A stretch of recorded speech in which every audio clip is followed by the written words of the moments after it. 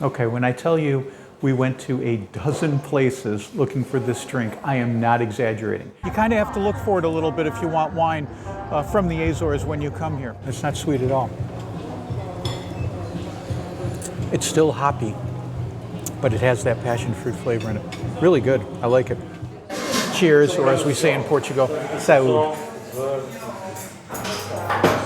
Welcome to Destination Eat Drink, the travel channel for foodies. I'm Brent Peterson. Today we're in Ponta Delgada on the island of São Miguel in the Azores, in the middle of the Atlantic Ocean. And I thought we'd do a video of some of the best drinks to enjoy when you're here in the Azores, because they have a bunch of specialty cocktails and beers that are really cool. So I thought we'd give them a try. And one of the big crops that are grown here is passion fruit. You see it in a lot of dishes, and they make a passion fruit liqueur, so distilled from passion fruit. And here it is, liqueur de maracuja, I think is how you say it. Although when I ordered it and said those words, he corrected me and said something else, so I don't know.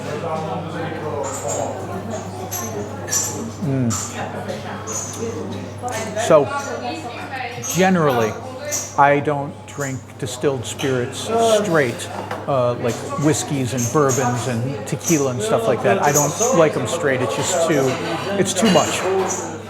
So I'll have them in cocktails, but I generally don't have them all by themselves. But this is very good, I think, because it's sweeter. Not overly sweet, not as sweet as, say, a port wine or something like that, but it is pretty sweet. If you don't like sweet things, you probably won't like this. I happen to like it. And it's got an amazing aroma of that passion fruit. So it's good, I like it. I would think this would be good in cocktails too, but for now, we'll just sit and enjoy this. Oh, if you like this kind of stuff, food and drink and travel, like the video, subscribe to the channel. Thanks for that. Cheers, or as we say in Portugal, saúde. This place is called Suplexio, and this is a burger joint, but I wanted to come here because they serve craft beer from this place called Musa, M-U-S-A, Musa. Because I know them, they're from Lisbon, and I've had their beer before, and it's very good.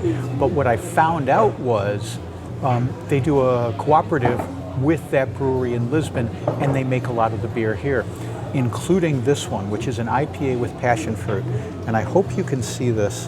There are little bits of passion fruit in the beer, which is kind of incredible. So, yes, they're a Lisbon company, but they're also made here in the Azores. And I mean, you can smell the passion fruit. It's really, it's good, but it's not sweet. It's not sweet at all. It's still hoppy, but it has that passion fruit flavor in it. Really good. I like it. We interrupt your regularly scheduled video of day drinking to take a break in the Botanic Garden here in Ponta Delgada. And a lot of people, when they hear about the Azores, they say it's the Hawaii of Portugal. And I'm not really fond of these types of comparisons. I recently did a video on Aveiro, on the mainland of Portugal, and people call that the Venice of Portugal because it has canals. But I really think those comparisons are unfair because, you know, the city or the country or the state or whatever, or the island chain, should be able to rise or fall on its own merits rather than by comparing it to another place, which, you know, inevitably it'll fall short because it's different. Anyway, as for the comparison of Hawaii to the Azores, we lived in Hawaii for a little while, and there definitely are some similarities. I mean, there's all this volcanic rock. They're both archipelagos that were created by volcanic eruptions millions of years ago, so that's a similarity. They're both very green because of the rainfall, and they both have steep mountains and deep gorges and tremendous natural beauty and the ocean. So there's all those things that are similar, but there's quite a few differences as well. I would say, first of all, the weather. Here in the Azores, there's a much larger variety of weather. We happen to be here when it's absolutely gorgeous. The weather has been beautiful. There have been a few sprinkles that have come through, but that's similar to Hawaii. Hawaii is closer to the equator, so the weather tends to be more stable throughout the year. It doesn't change much. There is some change seasonally, but mostly it stays the same. Here, in the wintertime especially, you get big Atlantic storms that come rumbling through here.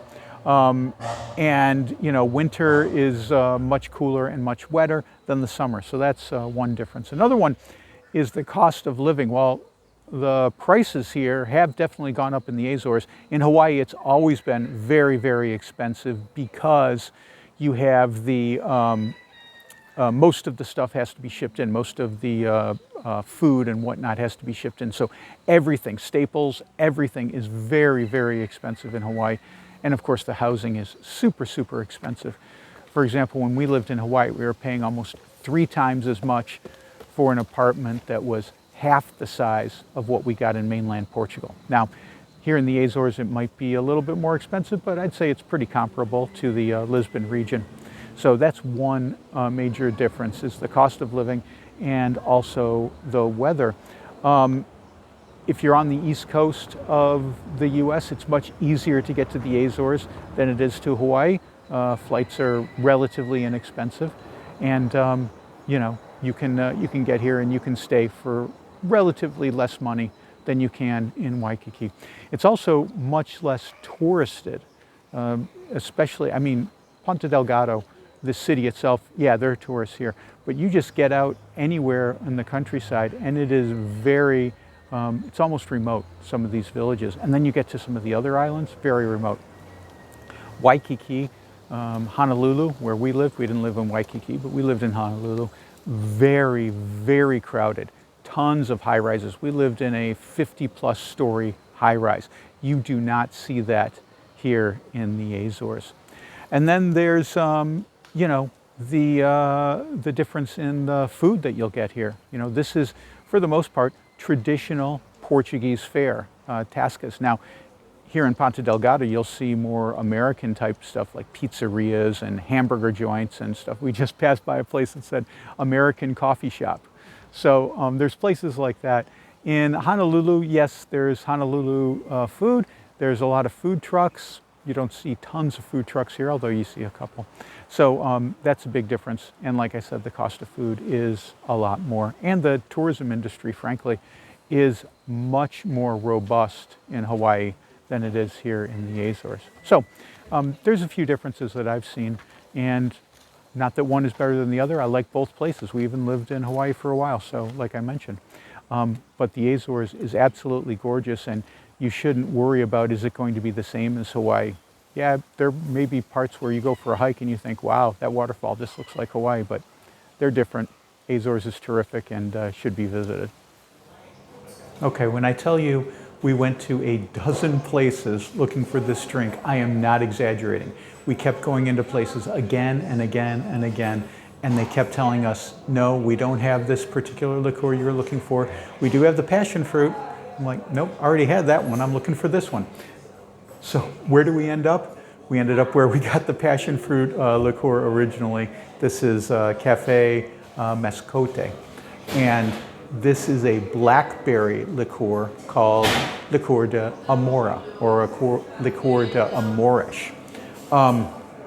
So it's made with blackberries. I mean, you know, whatever you grow, whether it's, you know, fruit or grapes or hops or whatever, someone's going to find a way to ferment it, to distill it, or to make beer out of it. You know, someone's going to figure it out. So they got blackberries. They're like, we're going to make blackberry liqueur.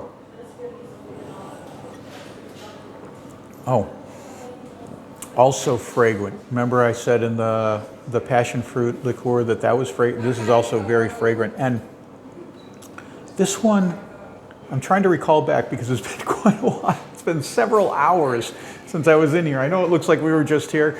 It's been several hours.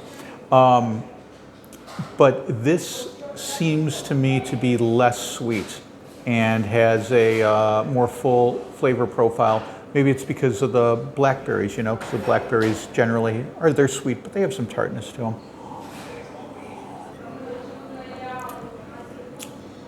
I do like this a lot too. I wish we were bringing more than just carry-ons, because I'd bring a couple of bottles of this home with me.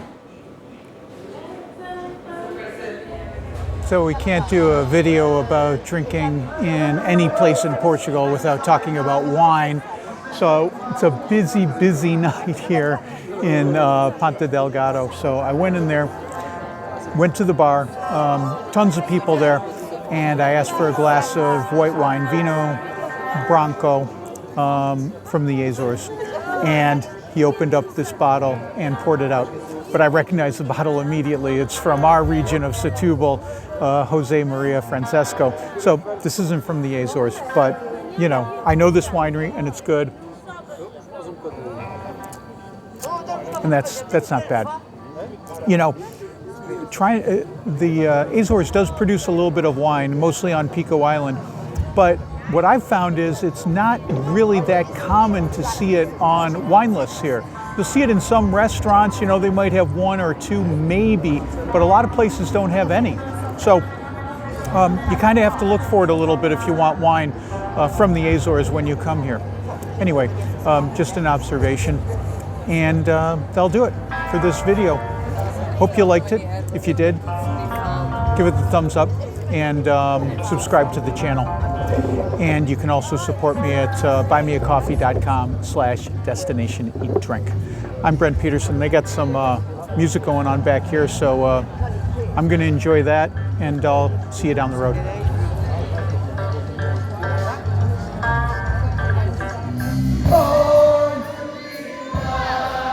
Sorry, another self-argument.